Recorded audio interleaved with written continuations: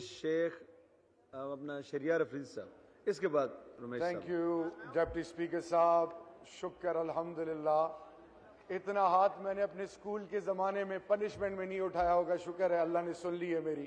وہ آپ اپنا کام پورا نہ کرتے ہوں گے نا، اس لیے۔ ڈپٹی اسپیکر صاحب، میرا تعلق کوہاٹ سے ہے، oil and gas producing districts Kohat, Hangu, Karak یومیہ اربوں روپے پاکستان کے خزانے میں کنٹریبیوٹ کرتے ہیں۔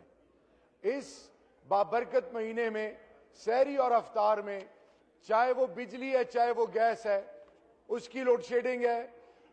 حیرانگی والی بات یہ ہے کہ concern quarters member of the standing committee for energy بار بار ریس کر کے آج بھی لوکل کمیونٹی کو گیس اور بجلی سے ڈپرائیوڈ رکھا جا رہا ہے۔ انسکیجول لوڈ شیڈنگ ہے، کوئی پرسان حال نہیں ہے۔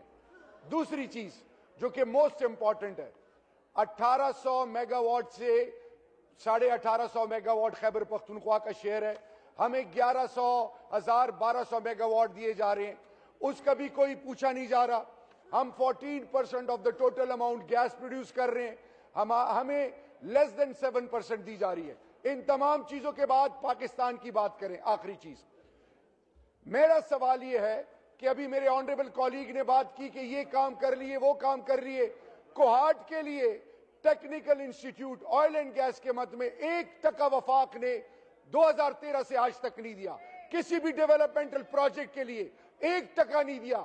اگر پاکستان کی تمام اکائیوں اور تمام پارلیمنٹیرینز کی اس پارلیمان میں عزت ہے تو میرا سوال یہ ہے کہ آپ ہمیں حق اپنا نہیں دیتے، ہمیں اور تو چھوڑیں ڈیولپمنٹل انیشیٹیوز نہیں لیتے، اے ڈی پی میں ہماری سکیمز ایڈ نہیں کرتے، ہمیں ایٹ آرمز لینتھ دیوار سے رکھا ہوا ہے۔ آخر کیوں؟